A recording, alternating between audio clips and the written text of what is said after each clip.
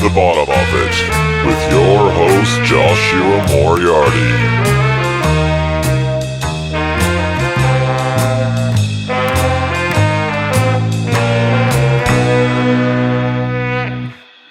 Hello, how you doing? How you doing out there, everybody? It's me, Joshua Moriarty, your host for the podcast, The Bottom of It. Thank you for tuning in. Thank you for being here. Thank you for using your thumb to click on whatever device it was that made you arrive at this particular place. I appreciate it. Thank you for tuning in. Today's episode is with Neon Indian, or Alan Palomo, as he's also known. He's a bloody special guy, Alan. I like him very, very much. I met him... it's getting close to 10 years ago now. It was in 2009. I met him in Melbourne. He came out to hang out with Ben from Miami Horror, and I was just starting to work with Ben at that point as well. So it was kind of the beginning of Miami Horror, the beginning of Neon Indian. He was working on some stuff with us, and he was also putting the finishing touches to his debut album, Psychic Chasms. So yeah, we became friendly then, got chatting about music, about life, about film, about art, found we got on quite well, me and Alan, and we have ever since. I run into him, you know, whenever Miami Horror is in town in New York, or when he would come to Australia, we would hang out, have a chat. Always found you could sit down and have a really, deep, thoughtful conversation with Alan. He is a very, very intelligent and articulate guy. He's got a lot of unique opinions and ideas, and I respect a man like that. He's not afraid to challenge your ideas or your ideals. We were in New York a couple of years ago, and I was boozed up after a Miami Horror gig that we had played, and at that point I was into telling pretty off-colored jokes, and he gave me a bit of a firm talking to that night, actually, and told me off. I got a bit chastised by him, and he told me why I couldn't say such things. Like, all right, Alan, I respect you, brother. I'll listen to what you have to say. So yeah, we got together in LA just recently. We sat down to discuss music, life, philosophy, the whole thing. You know what it's all about here at the bottom of it. So here we go, ladies and gentlemen. Alan Palomo. Enjoy. So yeah, you don't really know, I guess. I think,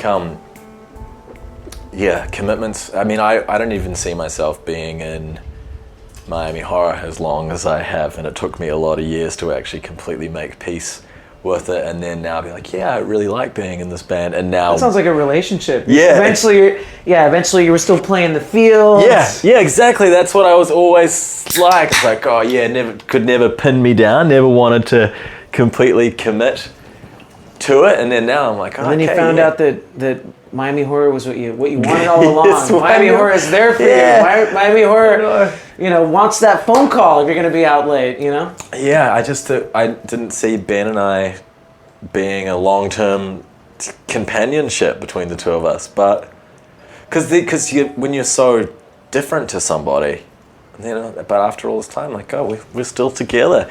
Been through many fights and all of those things, but we've worked it out, and now it's like... Threatened to move out. Yeah, it's 10 years later, and we've sort of got it sorted, and now we're really calm and happy. Awesome. Living together as well. That's really what happened. Is there anyone in your band who's still in your band from the start? Yeah, Jason. Definitely. Okay. Did you guys fall out lots? Have you been cool the whole time? Have you lived together? What's the... Well, I think it was always kind of... We never really lived in the same city outside of when I initially met him back in 2006 or 7. Like we were both DJing the same like kind of weekly residency. Yeah. And by residency I mean just like at this like shitty club that isn't there anymore. That's near and dear to our hearts, but definitely was just kind of like a low-key Denton style dance club. But yeah, I think we both just kind of came up in that scene, and we're like, we were like voraciously hunting new music, and we kind of just went down like similar paths. But yeah, I mean, he's always just kind of done his own thing, and I think so. He's got his own creative outlets as well. Yeah. Yeah, and that never really conflicts with, because I guess you write everything kind of by yourself, or do you work with him? Well, he did contribute on this last record, and the last record was actually the first one, or the I'll say the most collaborative, like almost exponentially, because like the first record was myself, and then like Ronnie, our first guitar player, like He played played in a couple of tunes. The second record maybe had like between me and the mastering engineer, because the first record wasn't even mastered. We just like put it out, you know. Second record was 4 people, and then this last record was 17 people. Really? Yeah, I mean all in, not including just musicians. It was like between engineers and you know, kind of additional producers and session players. It was just kind of all in 17 people, which is crazy. I mean, it was gluttonous, or it sounds gluttonous, but it was only because it was like over the span of 4 years. Yeah, okay. Which, you know, I definitely was like kind of capricious about like, nah, I'll just go to Austin for a couple months and work with some people down there, and then I'll go back to New York and work at a few studios. And I like that. But it was trial and error, you know, because I don't know, the second record was so run and gun. Like it was like written total like Zeppelin 2 style, where I'm writing it in like hotel rooms and between tours. There was like a Sleigh Bells tour somewhere in there. That I don't know. I think, speaking very frankly, I think by the time that I went to a studio and worked on it, I wish I'd have had more time with it, even before going into the studio. Like I worked with Fridman and got some really awesome songs with him. I didn't know that. And then went back home and, you know, with what resources were left, like conjured up a couple more tunes. But in the end, I think it was one where like I realized that writing under the gun is like, that's a great way to ensure, you know, a lot of unnecessary stress, and ultimately a product that, you know, that you won't be like fully content. So you had a classic difficult second record like everybody. Yeah. Basically, what I could have said in 2 words is like I had my sophomore slump. No, yeah. but it's so funny. Or not sophomore slump. I mean, I love that record. Yeah, I think some yeah. good things came from it, but Yeah, but there is a thing. Do you find it difficult to find inspiration for, you know, for your music? Is it always coming to you, or do you have to set aside long amounts of time? I think the spans of time get longer the older I get. Do you have less to say, or you want to say it more succinctly? Hopefully the latter, right? Yeah. I mean, you know, I think That's how there's I periods feel. when I have less to say, you know, or where I just don't want to say anything at all. But I think, I don't know. I mean, the first record happened in like maybe like a month, and that has never happened since. That's like, you know, you got your whole life to write the first record, and then you did it in a month. And I did it in a month. It was weird. It was a creative exercise. It was like, I'm gonna wake up every morning and I'm gonna write a song, and at the end of the night, that's the song. There's no, you know, there's no follow up. There's no. Yeah, I mean, there was a few where I cheated and I did little touch ups, but for the most part, it was like Deadbeat Summer was written in like 8 hours or something. Yeah, okay. But you're just so full of juice, you know. What's that? Nearly 10 years ago? Maybe. It's fucked up, dude. Almost a decade ago. Yeah. Yeah, about a decade ago. You know, going on, because that was in 2009. Yes, that's what it said on the internet. I'm trying to remember when we were hanging out around then. But yeah, did I meet you the first time that I went to Australia? Yeah, it was at Ben's house, at his parents' house. And Yeah. I feel like you had either just finished a record or you were still kind of fiddling with it a little bit. I was touching up a couple things. But yeah, nothing was out yet, I don't think. It was just about to be released. I remember that was a weird, like, kind of hibernation period, because, like, I remember that Ben's studio was at his parents' place, like, way out in the bush. And I remember, like, you know, outskirts of town, I'm chilling in, like, the guest's house, I guess. And I just was watching emails just, like, pile up over the course of a summer, where I knew that it's like, man, as soon as I get back to my time zone, there's going to be some crazy shit going on, which was cool. It was, you know, I was stoked, but it was also, like, man, just too surreal, because I literally was like, I just narrowly evaded danger as far as like my GPA was, you know, like at an all-time low. I was ill-equipped for academia. I just was not a model student. I wasn't ready for it. Yeah. So I think I dipped down to like a 2.6, like, you know, the place where like financial aid starts, like, you know, going into jeopardy. And then, you know, this record just kind of just tumbled out that like altered the trajectory of my life. Yeah. You haven't stopped doing it since then, really? The last 10 years have been pretty much full-time? Yeah. There's little like capricious, well, actually no, I'm not going to call them capricious, but there's definitely, periods where I've worked on other projects. You've threatened to break up with yourself a few times during that, though, haven't you? Oh yeah, of course, all the time. All the time. You were going to walk away from you. Yeah, and in some ways you can never really break up with you. We try. There's a part of you that's always in love with you. Yeah, I mean, I think that last one was the one where, that one took almost, like 3-4 years. And I did a few other things, like I'd written a screenplay. And then right around the time, on the tail end of the record, I was like working on a film score. So I was trying to do other things. Yes. And even then, I kind of assumed that this would be the last one. It's like, all right, you got a trilogy. It's nicely bookended. Are you going to go back? And... to be totally fair, that's kind of where I've been at, That's where you're at the moment? Yeah, because, I'm writing, not to give the exclusive, but I'm always writing for something, And there is some question of, like, I feel like the last record was kind of a mission statement for the things that I've been wanting to say musically since I started, not just the project, but even just, like, stuff with, like, Vega, Yes. the same set of influences, Yes. I can hear that. And now there's an element of, like, there's music I want to write. I just don't know if it fits within the construct of Neon Indian. Mm-hmm. And that's, there's a space where, like, maybe the criteria for what Neon Indian is just that I make it, and it will always kind of remind people of what I do to some extent, even if I decide to, like, flip the script. But I definitely don't want to make it, like, cynically. I don't want to just make a record because now it's like, oh man, ticket sales are going down. You got to go back to the studio. Like I definitely have tried to reject that concept as much as possible. Yes. At least through my 20s. I guess you're employable in other ways. So there's other ways to make money or for things to tick over that you don't have to put out a record and go on tour to. Well, also probably a little bit, but sure, there's other things you can do. There's other things. Obviously, Neon Indian is like the thing that's the most developed. I think maybe there's like, and it's funny because I'm almost kind of tired of talking about it when like the angle, just a lot of questions regarding the last record. It was like, so you want to be a filmmaker, right? And then there's an element of like, yes, I don't want to count any chickens before they hatch. There's like an element of like, ask me that question like 3 years from now, like when I've decided to prioritize that as time. And I think that most of what I worked on recently has been partially with the impetus of like wanting to just learn more about the process and how that stuff works. And film's what I studied and what I'm starting to make more and more time for.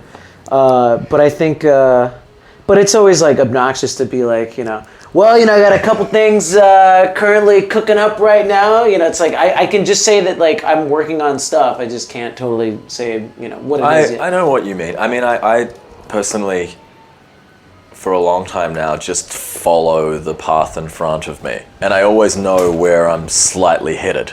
Yeah. So. Yeah, you as an artist, you've been the same, I think, haven't you? It's like, it's not, you're interested in filmmaking, but then you might start to work on something like that, and then you find some other thing that you switch your attention to, and then that's the thing that you're doing. Do you find, like, I can see my destiny within the next 6 months to a year relatively well? I would hope so. Yeah. Unless there's like unforeseen circumstances. Yeah, but then someone shows you a record or you watch a film or there's some other thing like, I'm starting to find I'm gravitating towards that sound or that thing. That's what people like Prince and David Bowie and all, great artists do, is you just follow this like obsessive path of the thing that you want to do. Yeah. So you might not need to do a Neon Indian for, it could be 10 years. It could be. Obviously I think the only problem with those comparisons is that they were insanely prolific. It's like it's hard to imagine these like beings that just have we lost the ability to be prolific now because we don't. They would get musicians together and all jam and record it live, sort of, and then that would get things done. Now we don't do that. We have the ability to fine-tune everything under a microscope on a computer. Is that stopping it? Probably a little bit. I'm sure that's a part of it, but also I think, Bowie, outside of like a couple records, wasn't really none of those guys. It's amazing that like most of the artists that we qualitatively define as like prolific and voices of their generations, like they didn't tour that much. No. They were like always making records. And there's some element now where like the business model, is that you make the thing, you tour the thing, and then at some point when the thing starts to lose some kind of relevancy, you go back and you make another thing and you do that again. Yes. And, the irony of like once you start making music as a vocation is how little music you actually have the time to make. Yeah, that's why, our drummer, Costa, who was drumming for Miami Horror, he's stopped drumming for us. I think he got tired of not getting to play drums because he's in a professional band. Yeah. So he's gone back to Australia and now he's playing covers gigs 3 times a week and he loves to play the drums and he's happier. Dude, I bet his chops are like... He's really good. He's sounding amazing. So there is that, the deeper you get into the music industry, the less music there actually is. Or you just like pull, like a Vincent Gallo and you just, you have like wealth from some other stream or something. I mean, like there's some element of like, I think everyone fantasizes about, kind of having some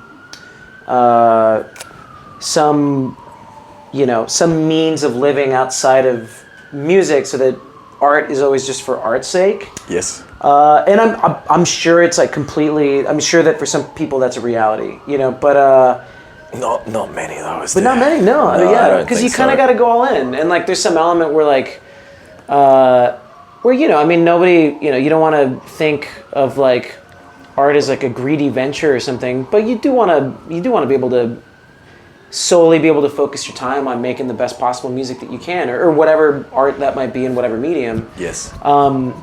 And I think that there's some element of like that's when it kind of starts getting like nebulous, and like you start thinking about like, well, what is the motivation behind this record, and how do you reconcile? That's when like you start kind of like doing mental gymnastics with yourself to be like, okay, obviously, having done this for 10 years, it's not like I studied something else. This is like kind of what it is. This is my vocation, And you don't ever want to have that factor into the equation as far as like the output, but you don't ignore, that there's like, you think about, I don't know, I have this like looking at it 10 years down the line syndrome with anything I do. Mm-hmm. And I'm always like, well, I don't want to, and this sounds so fatalist, but like there's moments when like, I don't want to think that like a lot of my favorite bands from like bygone eras are like struggling to, pay a mortgage or helping out like a family member. I mean, there's things that factor into the equation that are so the antithesis of punk rock. Because punk rock is like, you don't want to look at anything outside the bubble of like the ecosystem that supports punk rock. Yes. But you don't want to think that these are like real people with real lives and like, So Refused was pretty punk rock and they got back together, didn't they? Probably to make some money because they... I'm sure that there were plenty of things going on in their personal lives that were just like, man, we got to do... Well, actually, no. I have no, I have no perspective to say that whatsoever. Maybe they just wanted to get back on stage, but... There's also that, because once you break up and then your band becomes more and more popular just through time and like at the drive and getting back together, since they broke up, they've gotten way bigger than they were when they were together. So why wouldn't you want to get the band back together and actually go and play those songs now to a rapturous audience? Yeah. And make a lot of money? You kind of deserve to. They do. Yeah. That's the thing. Although I wonder if anyone has, like generationally, if selling out is starting to kind of lose the same, No one can sell out at the moment, it seems. No one frowns upon it anymore like they used to. But will they start to again? Maybe it'll switch again. I've always been like a firm believer in like, if you don't want your art to be brought to you by something, then like pay for it. It's like if you're going to download Popcorn Time and like watch, some new blockbuster or even some new indie film for free, it's like there's some element of like, I understand it's like out of convenience, and also, not to shit on anybody that maybe just doesn't have the means to pay for that. No, really most people kind of do, and we just don't. Yeah, or at least used to prioritize, like, I go to a record store and I buy 20 CDs or something, Yes. Well, I guess Spotify and Netflix have been great for keeping people paying for quality art, and it's changed the system because we were fucked 10 years ago. Everyone was stealing all the music, right? Yeah. No one was But doing we anything. kind of, but to some extent, I don't know if we fixed it. I feel like we went to like all the mediums, with the exception of like the weird bubble that exists in art, where it's still all speculative, and somebody will still pay like millions of dollars for something. Yeah. It seems like it all underwent. Everyone reached the same conclusion, which is like something is better than nothing, as opposed to creating gold standards that like, because we don't have like, we don't have like royalty standards for any streaming service. There's no, it's like kind of the Wild West. And like it's the label's That's very true. responsibilities to then, I guess, pay the artists outside of I that. think the labels are being dodgy and Spotify's probably not actually being too bad. That's kind of the impression that I've got, is that the labels are pocketing more of it. Sure. I mean, I think... I don't really. I'm No sure one it seems depends, to be able to answer the but that's question thing, for me. Nobody can answer the question. No one really knows. But There's no the only thing that formula. bugs me is when streaming services kind of use the, like, they work this angle that they're like this, this launch pad for exposure, as a means of kind of, like we've all gone back to, now we're all freelancers starting out, or so, like we've all gone back to this place of like, tell you what, if you do this for free, or you do this for next to nothing, you're gonna get a lot of eyes on it. And it's all speculative, there's no actual transaction, it doesn't really, like, I don't know if it actually equates to like, more people hearing about your music and going out to your concerts. But I find it weird that it almost seems to be done more for the subscribers who listen to it, because it makes them feel like they are empowering artists by listening to their streams. Like I remember that there's like, like a friend of mine once, told me like, hey man, I support the music industry. I have, I won't throw any particular streaming site under the bus, but it was, it's like, I have a subscription, and I'm like, yeah, but that, like, I don't think I've ever like even paid my rent with that. I have no, it's like, to me, it's like, that's how most people listen to my music, and to me it's this big abstract number that I would have to like go into some like Brazil style bureaucracy to like get the hard numbers and understand. No one's been able to tell me. I'm really interested because we just put a new Miami Horror song out and we released it ourselves, and I'm looking at the numbers ticking over and I'm getting a particular percentage, so I'm gonna see. Yeah, I'm gonna find out, and it's gonna be a pathetic, minuscule amount of money, and I'm gonna get real sad. Yeah, but I always just imagine that like the scene in Brazil where like it's like you open a drawer and like just papers just go flying out. Like it's literally like, I don't know how to follow the paper trail. But at the same time, like, I don't necessarily think it's slowing down. I mean, it has democratized exposure, and I think that's kind of cool. There is something to be said about like, well, you got SoundCloud, you got all these different. I think so, and there's something cool about the fact that you don't get to be a rich rock star asshole anymore, and you kind of have to do it because you really love it. Yeah. Yeah. But it would be nice to get a little more sometimes. For Just sure. a little more. Like we've all been working pretty hard for the last 10 years, and we're doing okay. We're of course, no complaints. Established bands now who are ticking over. Then there's other people who've got so. If it was the 90s, we'd be rich. Dude, that's the running gag with like all my musician friends. Yeah, It's like, yeah. it'd be If it was 20 years ago, we came at the worst possible time, I think. It was when it was absolutely... When it was the Wild West again. Yeah, sure. we completely fucked it. So Yeah. maybe we'll get some. I don't know. I don't really see myself becoming really rich from music. I don't think, you can't, who could? There's an element of like, you could either, and I will say it has changed, I think, to some extent, and I might just, I reserve the right to be like completely wrong about this, but there is some element of like, it has changed a few aesthetic things about where music is going. Like I feel like for the first time, the underground is taking cues from the overground, not the other way around. Mm-hmm. It used to kind of be that like you'd see some trend in music, then later shows up in this more like homogenized, diluted form, and that becomes like the major label example of what used to be like underground music, and then that really takes off. But now I feel like a lot of indie music, a lot of I'll just quote unquote like experimental music or whatever. A lot of it kind of just seems to be like pop music that just hasn't been discovered yet. or heavily influenced by like aesthetics and choices that you would hear more commonly in like top 40 music. Well, yeah, it used to take 6 months to a year for for the mainstream to rip off the underground. Yeah.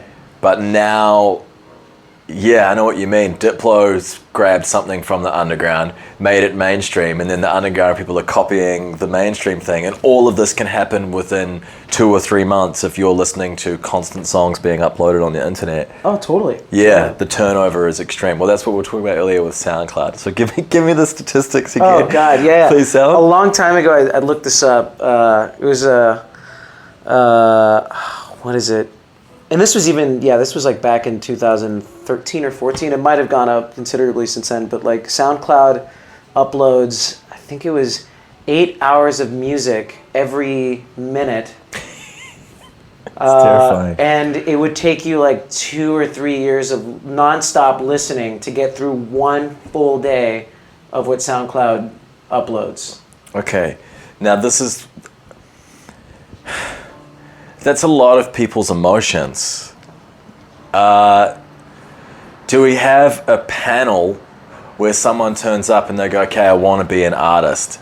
And we've got Jay-Z, he sits on the panel. We have Rufus Wainwright, maybe Freddie Mercury's there, we've brought him back. Jimi Hendrix, a few guys from some other hip-hop groups, a few jazz guys.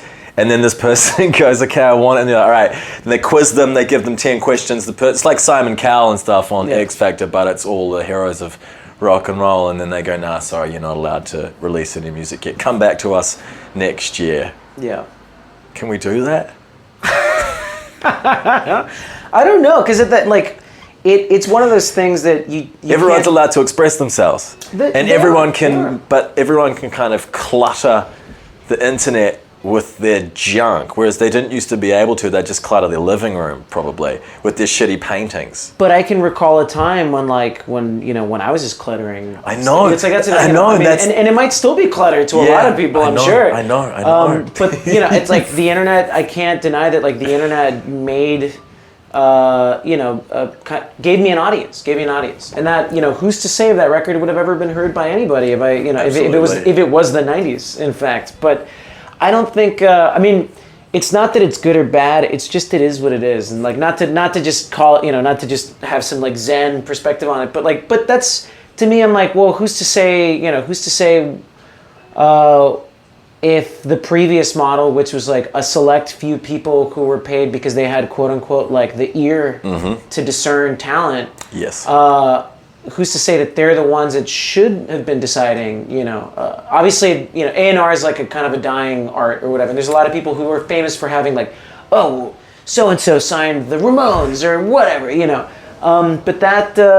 but now it's like, well, I also kind of like that democratically people are just like, have you heard about this? Yes. And it's even kind of like taking some power away from music journalism. I realize that a lot of, curatorial voices don't really like have the same resonance that they might have even 3-4 years ago. The people are speaking a lot more, but I guess also there's, with every democratic thing, there's ways to jack the system and get your music heard by more people in a sort of around the back, cheeky, pay a publicist kind of way. Who knows? Yeah, and that's always been the case with anything forever. As soon as a new system starts, people find a way to rip it off. Yeah. Yeah, Yes. Of course. Yeah, there's a lot of emotions. There's a lot of people now having the ability to express themselves. Why do they want to all do it through music? Is it because it's cool? Is it like, do they think they're going to get rich and famous? I think there's a lot of people, if you were to tell a 20-year-old how much more hard work and failure and money they're not going to make, that you could probably put them off, huh? Yeah. But then it's kind of like if you took a 3-year-old and they speak badly because they're 3, like, oh, don't even bother trying to learn how to speak. You can't walk properly, don't even try. Sure, yeah. You got to encourage them, don't you? But that's like the dream, like literally any parent who would tell their kid like, no, you got to go to school. What are you doing? You should go to school. Don't become a musician. Like, isn't that the cliche of like yes. No, Dad, I'm not going to be like you. I'm not going to be some stuffed up shirt working a 9 to 5. I mean, that's like the idea of pursuing music is like the very idea of defiance, But I don't know. I mean, I think that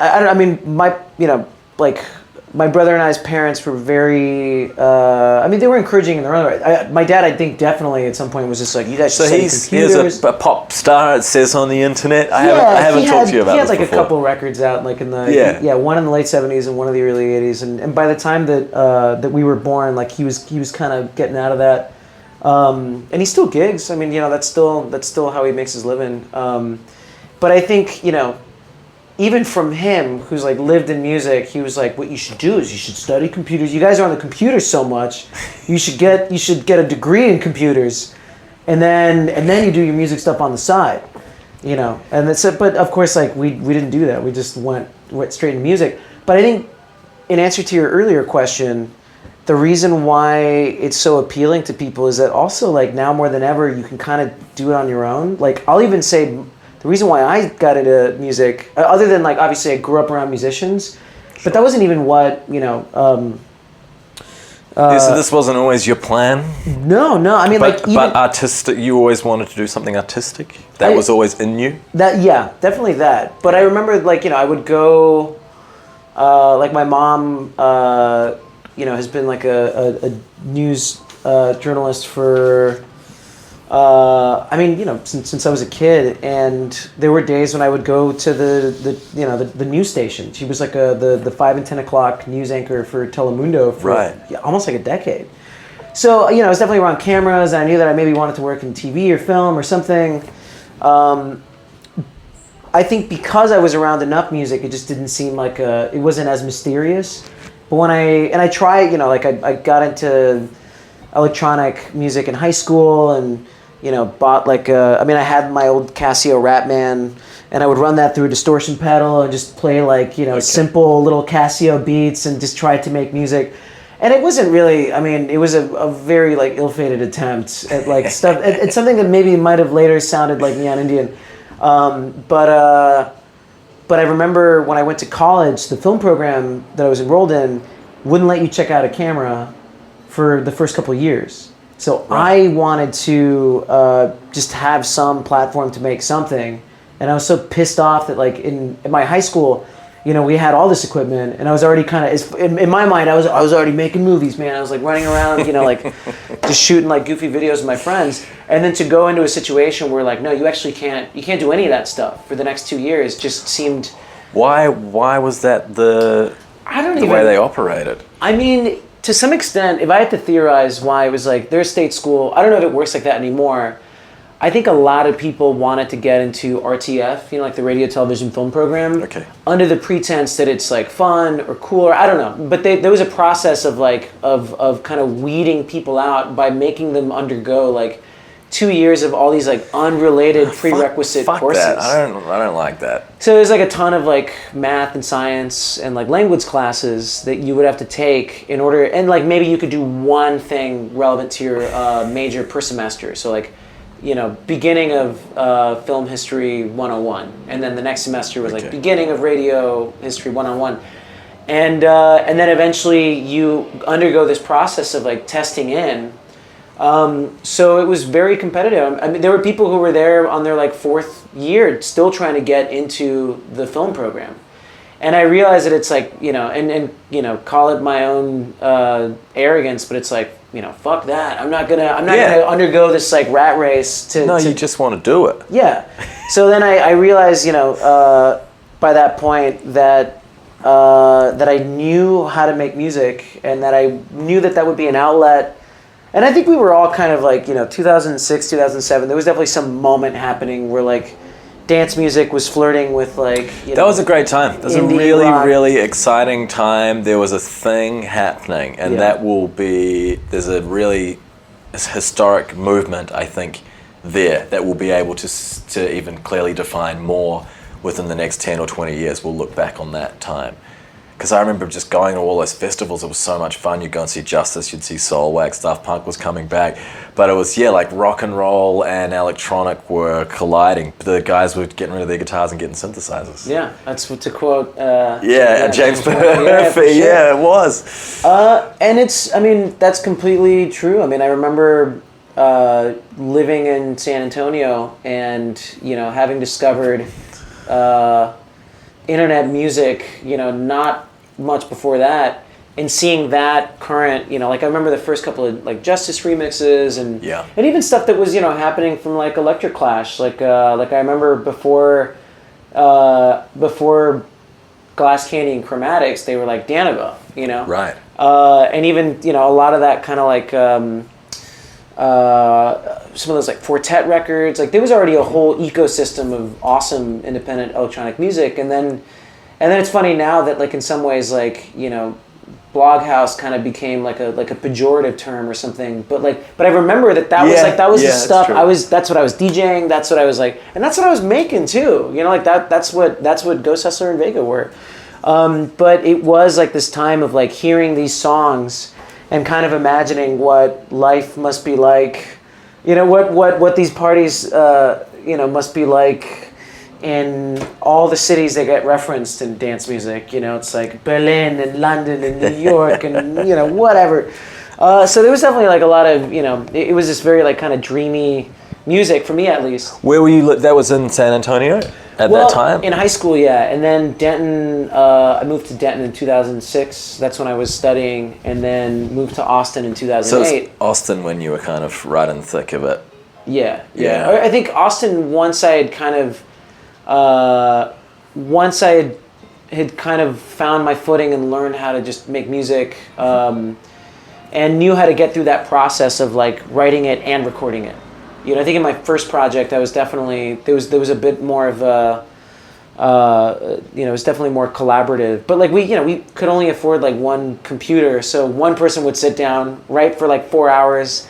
Then the next person would sit down and erase like half of what the other person did, and we would just go in circles like that. Yeah, we're already a generation who can look back on like it was harder in the 60s and 70s, obviously, but even for us, at that point in time, I didn't even know how to record music. 2008, I couldn't really do it. I had friends who had the know-how, and I would go over to their house and work with them, but it was still not like now where everyone's got a setup at their house. It was still, you kind of had to know someone, and they had to be pretty good, and it was like this magical thing if someone could actually...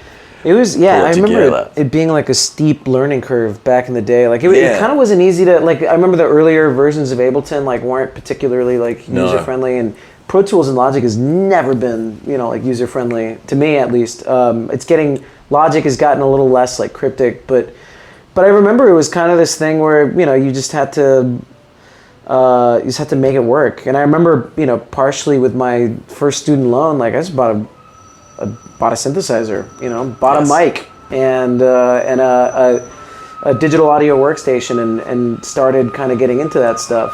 Are you still driven to experiment, buy more things, keep moving? If you said everything, you have more to say? Is it like, do you feel like you dry up? No. I think you go through like periods of like fatigue or something where like you're kind of going through the motions, but I don't even feel that way now. I think I wasn't insanely productive like the last 6 months, and then I kind of got, I feel but maybe like, not in a musical way, but you kind of there's always things ticking over, isn't there? Oh, of course, yeah. In this case, being a relationship, but I feel like now, you always kind of have that like where you come out of these long periods of like inactivity, and then you're like ready for fervor again. You're like kind of ready to do it again, and you got to find your footing, But I think lately, there's definitely music that I want to make, and there's actually a lot of writing that I've been doing in Spanish, which is not something that I'd done before. Right, writing music in Spanish. Yeah, for sure. And it kind of started from like, there was like some. Like I shot a short film last fall, and that was like a really satisfying, fun experience. And I've been writing something new that we're good chunks of it would be, it'd be like a bilingual film or whatever. Okay. And I realized that I hadn't really tried to develop prose in Spanish at all, really. I watch movies in Spanish, and occasionally I'll read a book in Spanish. But if you haven't been prioritizing, having that cross-cultural experience, Spanish is also so colloquial that it's tough to. I mean, the slang is tough to keep up with, and it can be different in every country as definitely. well. Yeah. So they're. This summer has kind of been this process of wanting to develop a lyrical or just a writing style in general in another language. We have been thinking a lot about this as well. Well, I have, because we put out one of our new singles. We did a Spanish version. Awesome. Yeah, and I've been wanting to do more of that. Maybe we should do a song together. Hey, there you go. Do a little. Because our manager's like, maybe you should do an EP with someone in Spanish. Like, okay, maybe we could do a few songs. So why don't we do it? That's a fine Mexican tradition of the trading verses in a ballad or something. It would be really fun. Yeah, I'm into absolutely. It's what was your process for that? Did you have a translator? Well, there's a producer from Mexico, this guy That's Nice, who I've worked with, and him and I started making the song together initially, and then we brought it to Ben to finish producing it. So I just flew to Mexico after I'd already written all the English lyrics, and he translated it, and we just went over it together, and then he helped me with my accent and everything. Yeah, that's you always need a little bit of that. Man. No, it's good. It's good because that's what you want to. I mean, I've heard some. What is? I think it's a Van Halen. No, it's a David Lee Roth solo record that he did in. He speaks pretty good Spanish, though, doesn't he? Because I heard him on the radio the other day talking about that, and he was. It's funny because it was a record where what's the one where he's talking to his guitar, where he kind of is what are we gonna do today? And his guitar is he's like wait, or something awful like that. But he did. I remember my brother played me the Spanish version, where literally even the skits were all translated. Wow. And he has a pretty serious accent, or at least did in that time. Right, it would have been in the 80s, and he was definitely just "Que vamos a hacer hoy?" Whatever, and you're like, what am I listening to? I feel like I'm on fucking hallucinogens right now. But but there's that, yeah. I mean, that's one where you got to put some love into it. Absolutely. No, I know it's not something I ever wanted to do half-assed as well, because we go to Latin America all the time, Mexico and South America, and just. I love it. It's so much fun, and I have we're getting ready to go for the first time in November. Oh, where are you headed? So far, I believe Argentina, Colombia, Brazil. And you're obviously completely fluent Venezuela. In Spanish. Yeah. I mean, the only problem with my Spanish is that it's a little too utilitarian. It's just it's got no vibe. Sure. The more time I spend in Mexico, if I go if I go there for a couple weeks, I kind of get it back. But it can be a little rigid, living in the States and then going back and hanging out with friends in Mexico and then realizing that I have this total Chicano, I'm fighting it all the time. Because you'll forget really dumb words like spoon or something. You're just wait, what's that thing? You eat soup with it. And you're like, fuck, I'm just a shell of my former self. I never knew what the word for spoon was. I started at the very beginning. I'm still trying to learn a little bit. It's fucking impossible. I always sound like an idiot. Let's say, I mean, there's you got your soup spoon, you got your dessert spoon. You can't keep up with that. You got multiple courses. It's a lot. Just give me a second here. Do you have a sort of an ethic with your art? Is there always something you want to say, or is there a way you always know it's completed? If something doesn't have a particular element, will you not release it? I find myself, I always want it to be, there's something in that I'll know if it's right. Yeah. And there's an ethic that drives me. It's I always have this rock and roll spirit that will always be there, and that's kind of my ethic, I think. I think that ethos kind of mutates over time for me, but it's always at least under this weirdly enough, what's always motivated me about, or with any record, is creating a an inhabited space. Like I always think about what is it? Like this is a really nerdy reference, but thinking about Blade Runner and how like Ridley Scott's whole thing back then was like he was really, or the early like arc of his career was all about just art directing the shit out of like every little world that he would create. And like Alien has that feeling. He did a really good job. Blade Runner was like the magnum opus. That's like the one where it's like that feels like a lived-in universe. And I think for me there was always kind of some element of like wanting to make records. Because I feel like a lot of ways the narrative of a, you know, like a rock band or something can be like, you know, can feel too like VH1, you know, like, and then they went in the studio with this producer and this happened. And their own, the kind of drama of their lives becomes the center point by which the art all kind of revolves around. Yes. And for me, it was never really, I mean, maybe in this last record, I kind of put myself out there a little bit more, like actually putting myself on the cover of the album. But there was always an element of wanting to come at it from like almost like a storytelling or like a cinematic perspective of like, you know, this record is kind of about, you know, these sort of feelings in this sort of world. And like, you know, like I remember the first record, and it was very, I mean, that one was probably the most biographical. But I remember like not having a car, being in like a difficult academic situation, and like, you know, this like shitty almost hour-long commute by bus to like where I was going to school and coming back. I kind of got on this kick of watching all these like movies about these like lovable fuck-ups, you know, like Strosek, that Werner Herzog movie, or like haven't seen that one. My Own Private Idaho, or Vagabond, that like Agnes Varda movie. But it's always like these people just kind of, there's like something that's keeping life from, you know, kind of finding solid footing under their feet or something. And it Psychic Chasms kind of had a bit of that, you know, and like that was like in some weird ways, like I was kind of writing down song titles and then imagining what that song would sound like, you know, like Deadbeat Summer. And then eventually there was a song that Deadbeat Summer turned into.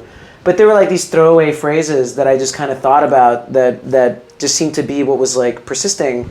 And then the second record was, you know, obviously all this like kind of weird dystopic, you know, like Katsuhiro Otomo, like anime type stuff, and thinking about shoegaze and wanting to sort of do it with 8-bit instruments. And there was kind of like, I mean, there was a whole sort of like visual landscape for that as well.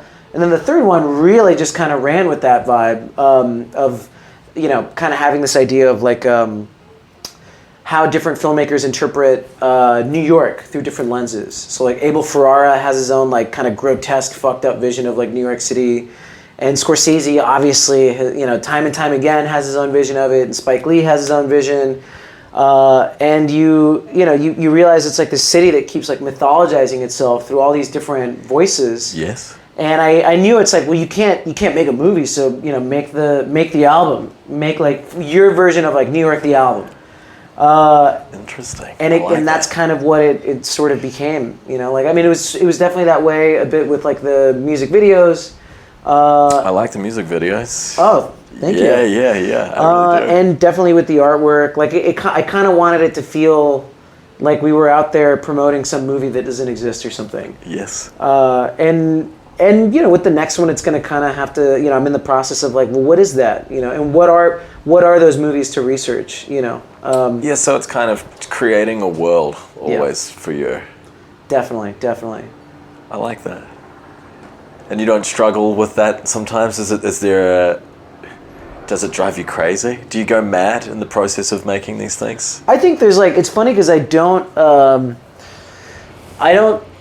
at least not anymore, I don't romanticize my process. Like I go through, I've tried to, you know, just because it's probably not a good look, like going into your 30s to just have these like week-long work binges where you're just like, you know, kind of oscillating between like the pot of coffee. I don't do that anymore. I try and take care of myself. Yeah. Yeah, I don't need to.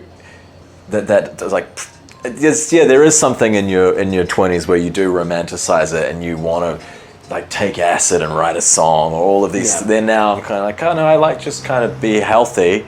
Yeah, where you're like, you know, still like, get let's destroy our bodies for our art. Yeah, I don't need to stay up until 5 a.m. working unless I really need to, and then I will. But definitely. I don't. Yeah. But you know what? But sometimes, because I haven't found that yet. I've found so far. Haven't found a balance yet?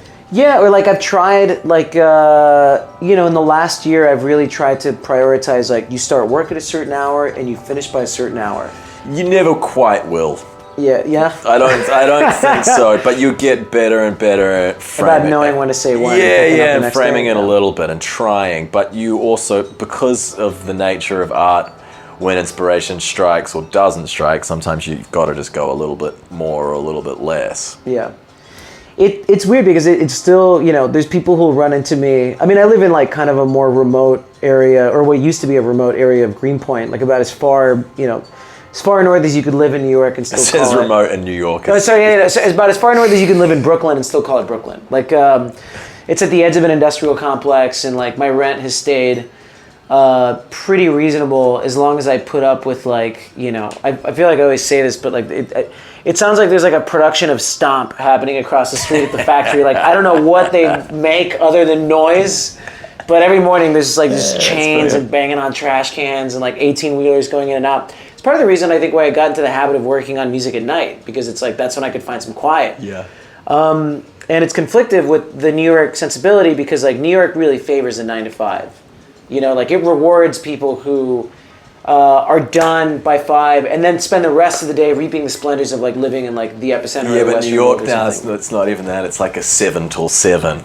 Yeah, You can't, yeah. 9 to 5 doesn't even, that's not enough. You've got to work harder in New York. Yeah. You've got to be up early and stay at work later. And party hardier. Yeah. It's definitely like And live in a smaller, shittier.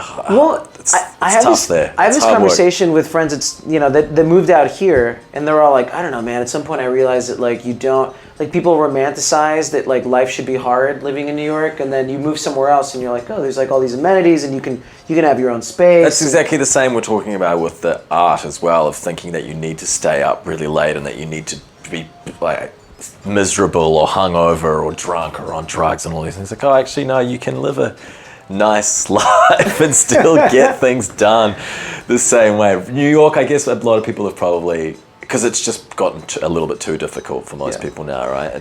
It has. I mean, it's funny because like there's some, coming out to LA for this summer, I feel like I'm already catching people, like I'm like fourth wave Brooklyn Exodus. I'm like mad late to the party, and there's people already coming back being like, don't go that way. There's people headed back this way. Grapes of wrath. Yeah. But I feel like that's, I mean, it's weird that we all unanimously decided that like, now this is the city to live in, as opposed to, I mean, there's a lot of other incredible places. There's a part of me that like having dual citizenship, I'm like, why not go to Mexico City? I reckon that's the new Berlin. That's going to be the new cool, cheap, arty place that everyone's going to go. People are definitely saying that. I'm keen on it. I'm keen to get there soon. Yeah, I'm going to spend some time there at the end of this month, and I really want to just get more. I mean, because I've never been there for longer than like 3 days at a time. Right. But I think, I'm just going for a week. It's not any better, but or all that much better. But I do want to just see what. Just what makes it tick and what are the circumstances that have really been able to like create an ecosystem for art. Like I think that's really important, is like a city that, because it's either a city that's unaware of it and like they just don't know that they were helping out all these artists, or cities, or or you move to Canada where they value their artists and the government actually helps subsidize a few things. But boring though. I find Montreal's really fun. Montreal is great. Love Montreal. The other parts. Vancouver's got some great dance music. It just reminds me too much of Melbourne in Australia. It's just they're clean, modern, sorted out cities. And that to me is like a little danger, do you? Yeah, I don't know. It's just... No. I feel that. I lived in Melbourne for so long, and I love Melbourne. It's a great city. I wouldn't say a bad word about it. But when I go to those cities in Canada, I feel like I'm just in the same place. So I'm a bit tired of that. No, fair enough. Mexico City's still a little dangerous. Oh, of course. Yeah, absolutely. Which I do like. Yeah, it's got it's also like steeped in just insane history. I mean, that's one thing about I kind of, my one regret with New York is that I didn't dive enough into just kind of the nature of like what made New York, and which would be what? How would you do that? I mean, I think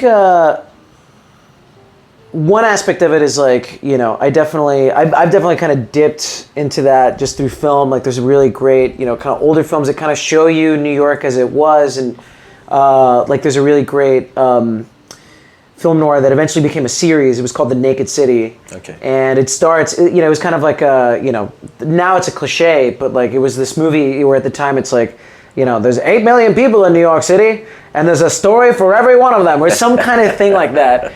And you kind of like, it goes from this aerial shot of New York into like one window, and there's like a murder mystery, and then it's all about, what happens then. And when the movie's over, you kind of go back to this macro image of what New York City is.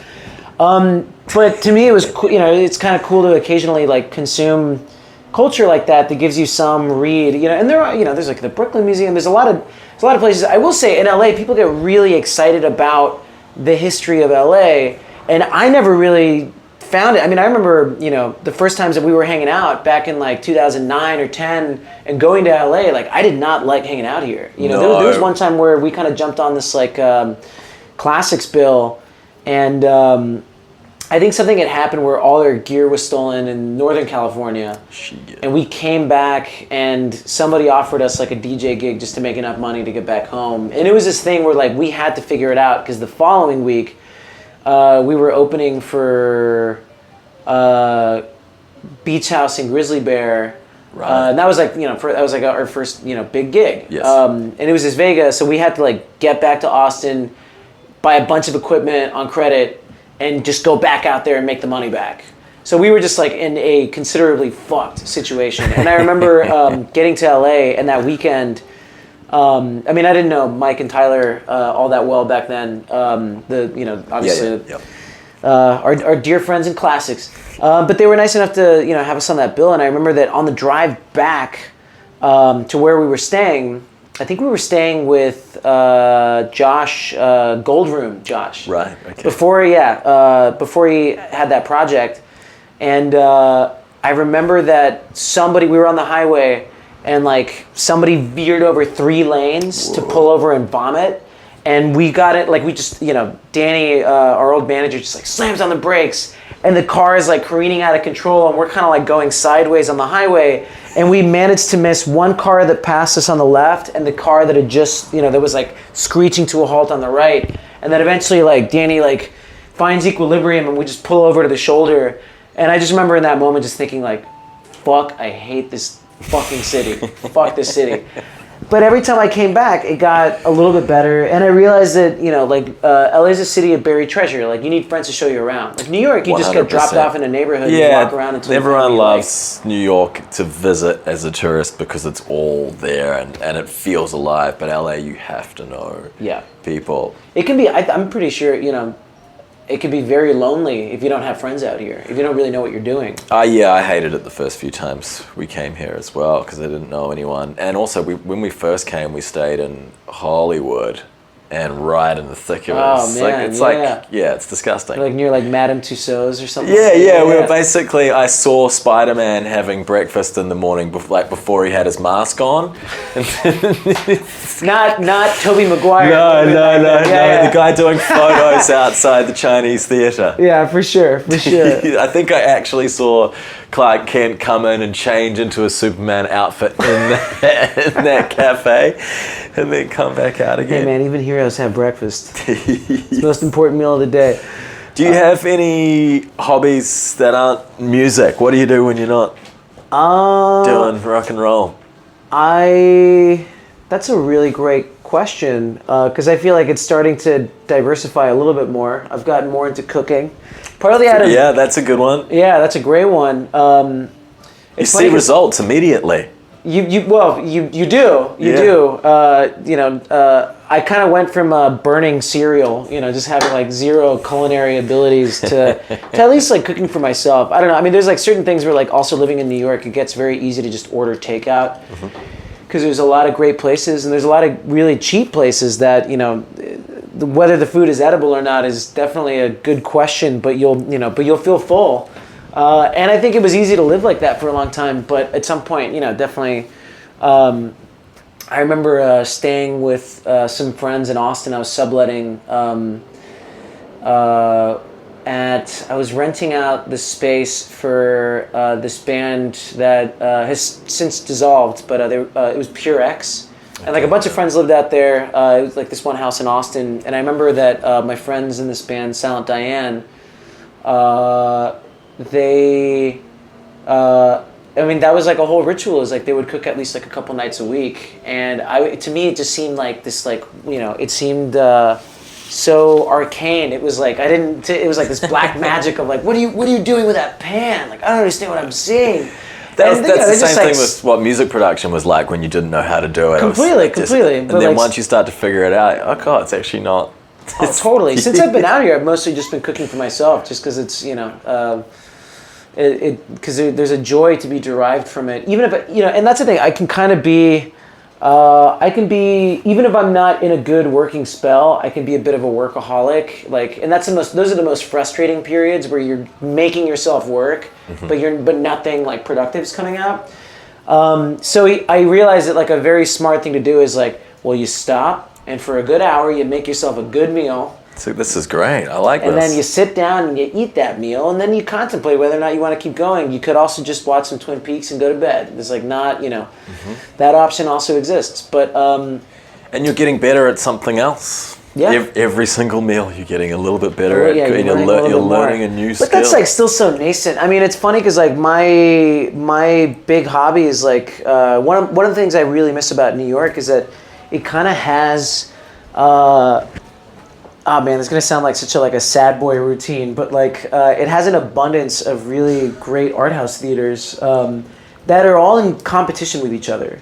So like I was surprised that like coming to LA and like realizing that like, man, for it being Tinseltown, like there's not a lot of great theaters that solely devote themselves to like weird programming. Obviously, like I love Cinefamily and New Beverly. And then it's mostly like just other theaters that also on random nights will show, like a midnight movie or something. But in New York, it was like, I remember right when I left, like that whole last year, I was going to the spot called Metrograph. Okay. That is mostly 35 millimeter prints and just like the most kind of esoteric 70s and 80s programming where it's like all like sounds fun. Really gritty American cinema or like a lot of amazing like 80s European stuff, 80s Chinese stuff. There was a lot of really great Hong Kong like action flicks they showed. And for me, like that's just kind of, I mean, sometimes I go with friends and then sometimes I think of that Onion article where it's like, pathetic piece of shit, goes to like loves going to see movies by himself or something. But I definitely had that, like that. I just loved on a random night. I'm like, oh my God, they're showing. If you're willing to go by yourself, it means you really love it. It's a passion. There's something, I mean, there's something magical about, especially like watching, it's weird now every theater has like it's like digital projectors and that's just what movies look like now. You don't really think about it. And then going back to see like even something that you have already seen, like I remember I went to go see Heat and like who doesn't love Heat, right? Yeah. But watching it in 35 millimeter, I'm like, was this always what it was like watching movies as a kid in a movie theater? Like it just didn't register that it looks corroded and like kind of, but there's something hypnotic about the flash, the strobing of it. Like it just has a different experience to me. I'm trying to think if I can even remember or have been able to A/B two situations recently where I've seen one or the other. Yeah. Guess I've just gotten used to digital, right? Completely, but that's it, and there was like a transition where that just, maybe it was weird for like a month when you started seeing movie theaters that had like digital projectors, but that's the thing, like a lot of my hobbies just seem to somehow package like, solitude into it. Like I like reading a lot, like that's definitely something that I do pretty voraciously, but that's like, I wish I could say kayaking or like hiking or, crocheting, You're not an exercise guy, really? That actually, no, that is a big thing. I do, I haven't been doing it as much, ironically out here, because I feel like there's a lot of great hiking trails that I could go on. But I guess I should have included that, but but once again, it boils back down to like things you can do alone. It's like so you need to recharge by yourself. Oh yeah, I don't know, I've always enjoyed, like I consider myself like a very social being, but also I nothing, there's nothing like just time to yourself. I really enjoy that, and for me the big thing is running. Like I like right. Yeah, like there was a couple of years where for like 5 days a week I run like 6 miles maybe 4 days a week. Impressive. Yeah, well, I did long distance in high school. That was the only thing I was capable of doing. Are you listening to music on these runs? Podcasts? Oh, that's a big one. Yeah, mostly music. Mostly music. And that was, I mean, I think in the years when I was writing this last record, there was a big... So that's where you're taking in most of your music, is on these runs these days? Honestly, yeah. Yeah. Listening to that's like Intergalactic FM or like, or following certain labels on SoundCloud. Like, Right. I remember, yeah, there'd be like... So you follow labels? Yeah. I've never done that.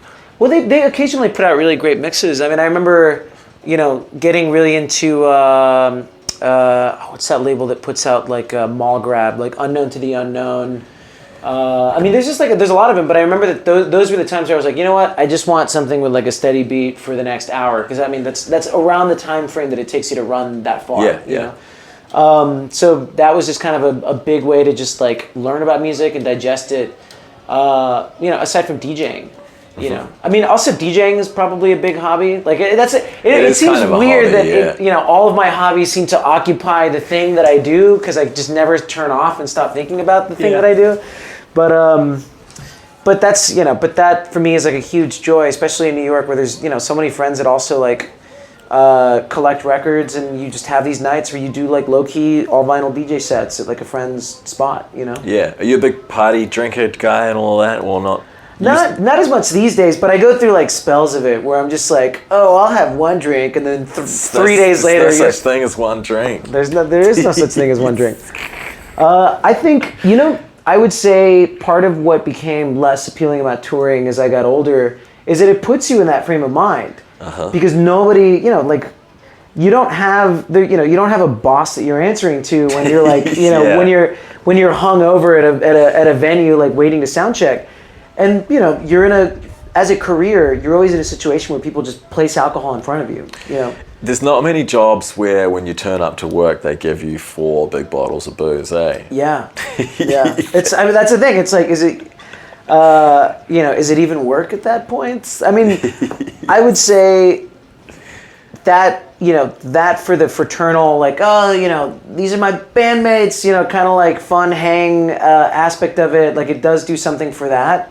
But I think that, after a while, like you kind of, partying gets really boring. It gets really boring. I completely agree. Yeah. And I think that, that's kind of why it's interesting to see people who've been doing it for a while, because as soon as they go off tour, they just go like full domesticated and they don't go out. So I think for me, it's like when I'm touring, the last thing I want to do is go see a show, which is probably why instead I spend my nights going to movie theaters or something. Yeah. But I mean, you got to cut loose every now and again. Yes. Yeah. I stopped drinking, so I'm out. Oh, whoa. Yeah. You opted out entirely. Yeah, I'm out. So now I don't know what my cut loose is. Or how long has it been? Couple years. Couple of years. Damn. Yeah. Dude, congrats. That's awesome. Thanks. I feel like the last time I saw you... assuming that was an effort. I feel like too many people are just like, wow. When really, like, there's plenty of situations where someone's like, you know what? It wasn't that difficult. Yeah. Yeah. It needed to be done. I just kind of feel like I exhausted it. It was done. But yeah, when I would have seen you last, which I feel like was when Miami Horror played in New York, maybe 2.5 years ago or something. Was it at Babies? Maybe Aaron was DJing at the club afterwards. Yeah. Yeah, and that was when I was like full tour mode, in the swing of it, just lighting up joints inside and not giving a shit. Like, just so, like, I'm the king, I'm on tour. Sure, I'm the king of the world. That's what I'm saying. That's what encourages that pattern of behavior that you just do not care. You gotta keep your wits about you. Yeah, I know. And after that, I just got so exhausted and just you just start getting quite depressed and anxious. Like, I don't really need to do this anymore. Yeah. Yeah, but I haven't really found a thing to replace it as much. I don't really know. You gotta get into extreme sports or something. I've got to do something. I know. That's, speaking of hobbies, if I do wind up moving out here, which I don't know, I think it's inevitable. It's just kind of like, I'd rather have it be, as I was saying earlier, I guess before we were recording the podcast, like hopefully have it be an improvement upon my living situation in New York. Otherwise, I'll just go back to New York. But I really want to, if there's like an outdoorsy activity I would do, dirt bikes. Wow. Okay. Oh man, I've been wanting to do that for years. I've wanted a dirt bike and just never felt like New York was like a good place to really do that. Yeah, because I guess drinking's kind of dangerous, so you need to replace it with something else that's a bit risque. That's why it is extreme sports. Yeah. Because if you like to get wasted, it's like you like to push things a little. You know, if you've enjoyed taking drugs and all that, you like to push the boundaries. So yeah, I guess I've got to get extreme. Got it. Yeah, it's all about the. But with a harness on. Yeah. Well, you got to do a couple of tandem.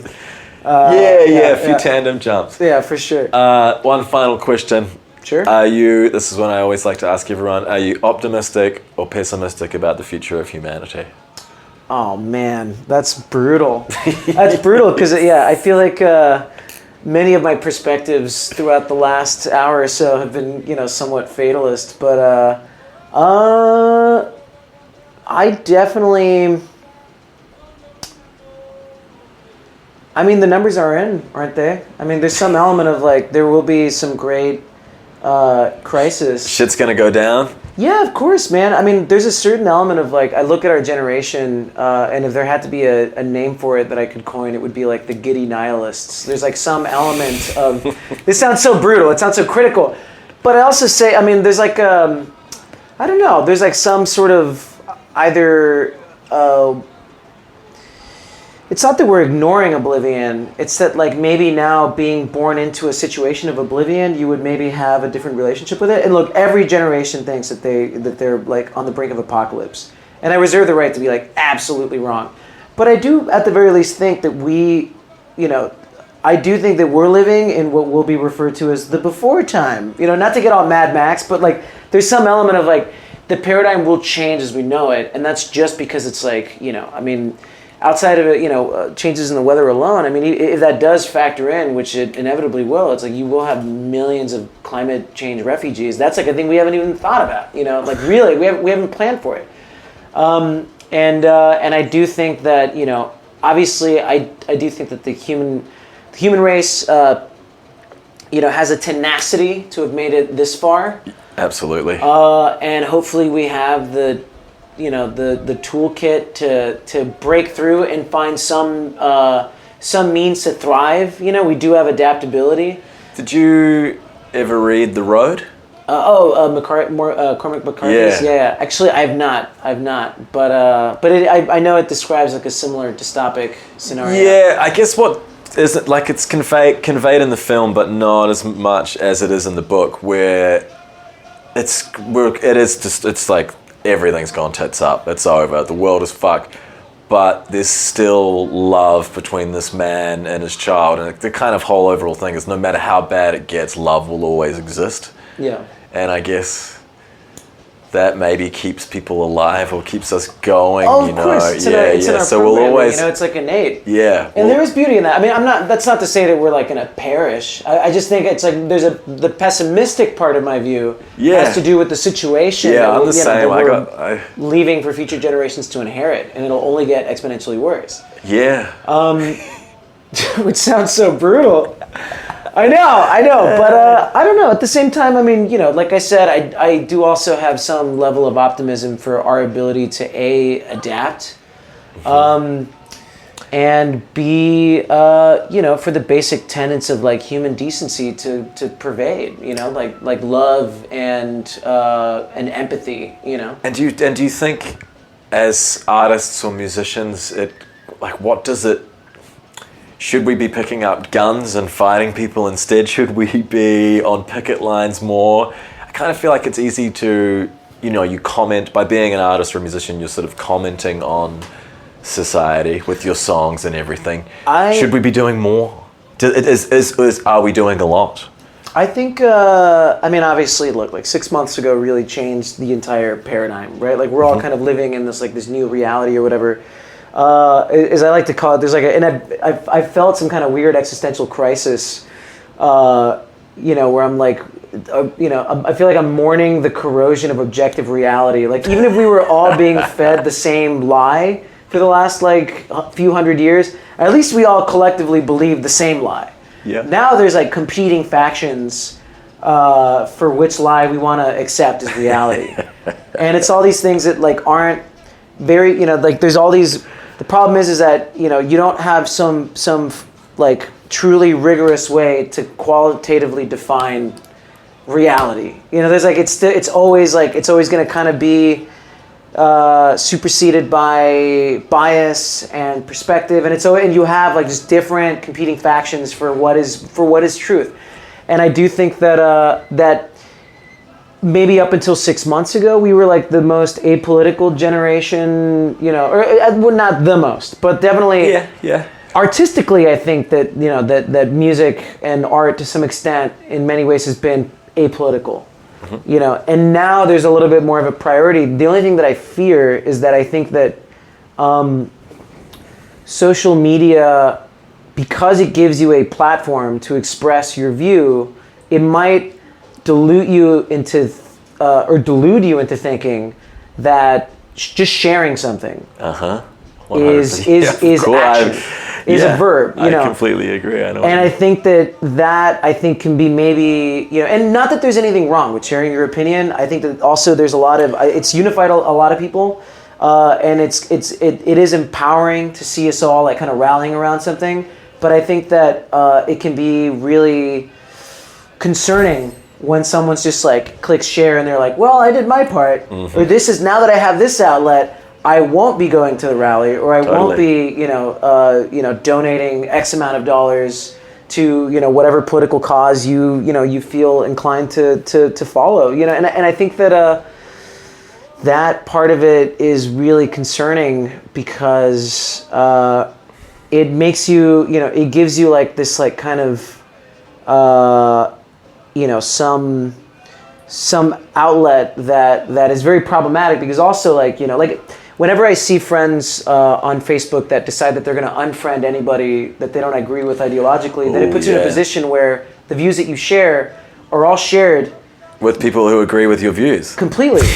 And so that won't ever change anything. Dude, growing up in Texas, I grew up around plenty of people that I didn't agree with, and plenty of people that that I just had a hard time reconciling with, but I was forced to coexist, for even just like growing up and like, just kind of, it didn't happen very often, but even just being subjected to like racism or just, there's like a lot of situations where I'm like, I still have to identify that this person is wrong, but they're not a monster.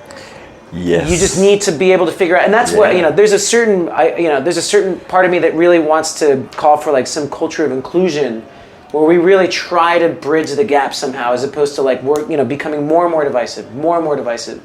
And I do think that how do we do that? Hey man, I don't have the easy answers, but I think it's actually can be really simple. It's usually just through love and compassion and listening, and kindness.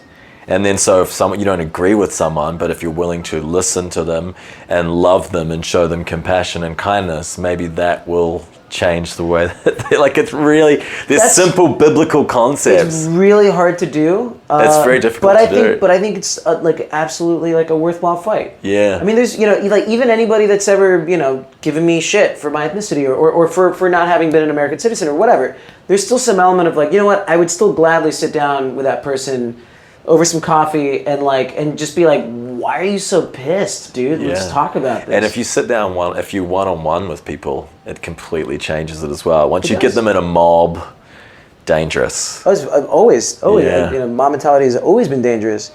And I think, I would just hope that like, that's what I see as like, okay, can art be politicized now? And I do think more than ever, it really ought to be, because it's one thing for an artist to share a political viewpoint through some social media platform. It's another thing for them to actually decide to make that the focus of their art. And I think that it could be dangerous having that outlet to be like, oh, I already got that out of the way. I'm just going to go back to writing like, breakup songs or something. Like I think, and it's hard because you don't want to be too, you don't want to be too dated sounding, if things blow over in some way. You don't want to be a time capsule. You want to address themes universally. But then Rage Against the Machine. Also, just like, if that's what you're feeling, like put that shit in your book, in your song, in your movie, whatever that might be. Because Rage Against the Machine to me sounds just as relevant now as it did then, because the same shit's still going down. Sure. Yeah. Sure. There is. I mean, maybe they were too universal, too ambiguous with some of it. Maybe, yeah. But I think that there's definitely a way to broach it, and I really want to see that. I want to see that tackled. I mean, obviously, everything takes like true artistry, because then you watch like a new Depeche Mode music video, and it's like hyper politicized, and you're like, okay, well, what function does that serve? The contemporary art landscape, and that's and that's a whole conversation in and of itself. But I think there's ways of doing it, that. Are you gonna do it? I am not at liberty to say what I am or am not working on at the moment, but I do think it's, Well, you're affected by the world around you, so in some way it will come out. Oh, of course. Yeah, exactly. Absolutely. And I think even just like, there's a certain element of like writing. I'll say this. It's like, it was strange to me touring through Texas and it being the only place where I really felt like I had any kind of footing to address the audience about, this would have been around the time of the election. And being like, okay, well, I grew up here, and there's some, I could see that a lot of my opinions were being met with ambivalence, but those are the people that I want to engage. Where I'm like, if you come to my show, and you can't look at me as like some exception to the rule because I came here, like, I am the very definition of illegal. Like, I arrived illegally, and only one person in my family had their papers sorted, and through some grueling process, we all eventually became American citizens. And and my sentiment was like, why would you accept me in your system as like, oh, well, you're going to need a Mexican guy in there somewhere, and not accept anybody else who deserves the same fair chance to make right with the law and become an American, And sure, if they break the law, nobody's saying, that there shouldn't be some regulatory system. It's just about, it's about giving people the benefit of the doubt and and having a capacity for compassion. Hey man, I'm with you, brother. Yeah. Hey, thank you very much, yeah, Alan. hey. I appreciate it. Thanks for making the time. I'm glad I did. That'll do us. Alan Palomo, ladies and gentlemen. What a legend. I love that guy. I love listening to him talk. He's got a lot of thoughtful, thought-provoking, intelligent things to say. He also has a wonderful vocabulary, as you may have noticed. He made me feel a little silly. I got a bit of work to do. Got a little bit of work to do to catch up with Alan. If you haven't, check out his new record, Vega International Night School. It's great. The lead single, song called Annie. It's a total jam. You've probably already heard it. I really, really like that song a lot. I can't get enough of it. I find I just keep coming back to it, and every time I hear it anywhere, I say to myself, or whoever's with me, this song's a jam. So there you go. Check it out. Cool. Thank you for tuning in to the bottom of it. It's been a real pleasure to have you. Thank you. I've got more interviews lined up. Things are coming along. It all seems to be ticking over very nicely at the moment, actually. I've got a bunch of people that I'm really, excited to share the conversations with you that I've been working on. So more coming. Stay tuned. Thanks a lot. You take care out there. Goodbye.